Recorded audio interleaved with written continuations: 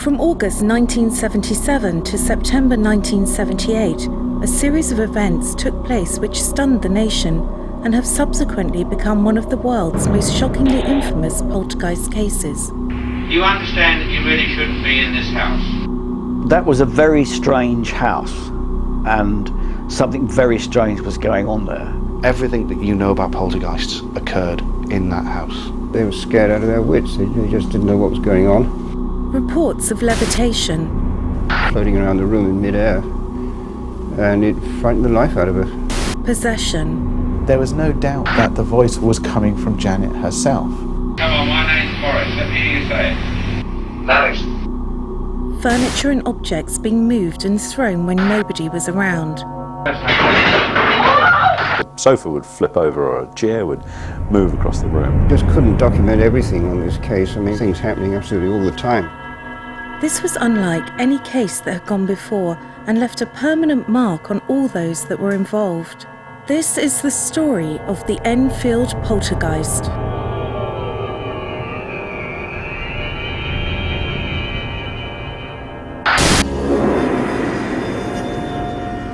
In 1980, a book entitled This House is Haunted was published and recounted the Enfield investigation in explicit detail. However, the book's author, Guy Lyon Playfair, got involved in the case quite by chance. I had experience of a very long and lively poltergeist case in São Paulo, Brazil, and I wasn't really hoping to do any more. We happened to have a lecture at the Society for Psychical Research, which I was a member of, on the subject of poltergeists, as it happened, and I was sitting right next to another new member called Maurice Gross, whom I hardly knew except to say hello to. And at the end of the lecture, Maurice jumped up and said, "I'm investigating a very interesting case right now, and I need some help." And there was a resounding silence. So I turned around and said, "Don't mind helping out for a couple of days or a week maybe," and that ended up 14 months. Maurice Gross was investigating disturbances at the home of single mother Peggy Hodgson and her 4 children. It was a normal council house like 1,000 others across North London. However, on the evening of the 30th of August 1977, this normal family home bore witness to some decidedly abnormal activity. Well, the activity started on the 30th of August 1977. Janet complained that her bed was wobbling, and also her brother Peter's bed was also wobbling as well. And the mother just ignored them, just thought, they're just getting up to stupid stuff. But the following night, things became even more bizarre. On the next night, the 31st of August, that's when other people started to experience what Janet and Peter were experiencing. And quite simply what happened, it was around about 9:30, Mrs. Hodgson put the children to bed, and then all of a sudden she heard it's like a crash. Peggy Hodgson, the mother, went up to her daughter's room to chastise them for making a lot of noise and for actually staying up late at night. When she went to leave it, a chest of drawers by the door pulled itself out as if trying to obstruct her, and she pushed it back and then it pulled itself out again. Undeterred by that, she tried to push the chest of drawers back against the wall, and she successfully did that, and then all of a sudden it started to move back out again. And this time when she tried to put her weight behind it, she couldn't move it at all. It was like some other force was pushing it. Peggy and the children were terrified, and not knowing what to do, turned to their neighbours, Vic and Peggy Nottingham, for help. The Nottinghams didn't really know what to do, for the best. They tried to calm down the Hodgsons, but that was having no real effect because of the things that they experienced. Even on that first night, they consulted with the neighbours, or they went over in terror to their neighbour's house, to Vic Nottingham. He went to investigate and he experienced things. Eventually, I think it was Mr. Nottingham decided that the only people that could really come out was the police. On the evening of the 31st of August 1977, The police came to Green Street and were able to convince Mrs. Hodgson to re-enter her house. Just two police officers arrived and they did a tour inspection of the house. And at first nothing happened, there's nothing untoward. But it wasn't long before the activity started again.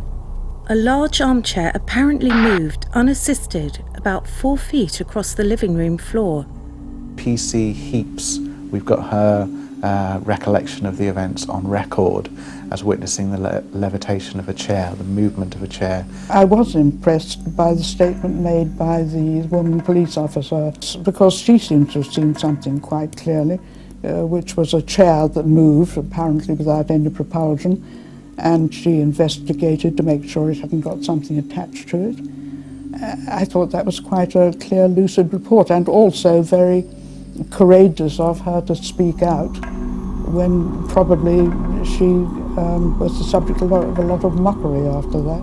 Enfield case was documented from day one when they called in the police. That's not bad, I mean, to get a testimony of a police constable on the first day. When people report seeing things like that to you, that's one thing, but when trained observers like police officers witness these things and then they actually sign written statements, to the effect that, that's exactly what they saw, it adds more weight to these sort of cases. On Thursday, 1st September 1977, at approximately 1 a.m, I was on duty in my capacity as a policewoman when I received a radio message to Green Street, Enfield. I heard the sound of knocking on the wall that backs onto the next door neighbour's house. There were 4 distinct taps on the wall and then silence. The eldest son pointed to a chair which was standing next to the sofa. I looked at the chair and noticed that it was wobbling slightly from side to side. I then saw the chair slide across the floor towards a kitchen wall. It moved approximately 3 or 4 feet and then came to rest. But despite first-hand experience of this alleged supernatural phenomena, the police were powerless to help the family. They were very considerate, they were very nice to the family and said that this really wasn't a police matter. They couldn't find anybody breaking the law. They were anxious to help if they could, and they really couldn't. Over the next 3 days, these strange events continued for Peggy and her children. Plastic, toy bricks and marbles flew around, seemingly of their own accord, and when picked up, they were hot to touch. A vicar and a local medium visited the house, but were unable to help. They were scared out of their wits. They just didn't know what was going on. They'd never heard of the word poltergeist. In fact, the girl used to call it the poltergeist, and they had absolutely no idea of the same thing happening to anybody else. These things are not amusing for the people who are having them. There were relations of the family who I met, and they said that if they sat on a chair it got twisted around, or a child got apparently thrown from a chair into the middle of the floor. They always come in the same order, which is interesting. It's as if the poltergeist was reading from a script. You start with knocking, rapping on the walls, and then you get small objects being thrown, and then you get larger objects being thrown, and then you get tables and chairs turning over, sometimes completely, flip-flop. The family felt confused, terrified and alone. More than anything else, they were asking, why us? It's very hard to tell why it should be any particular victim, because the experts will all tell you that you've got to have a tension in the family and break up of the parents and so on.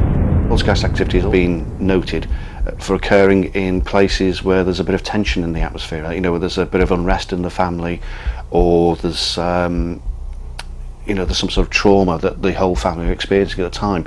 And in this case, with the Hodgsons, that was part of the course. It was quite turbulent, quite negative because of this early split between the parents. There had been a break-up in the family, but then practically every other family is broken up nowadays, but you don't get every other family having a poltergeist. They are very rare.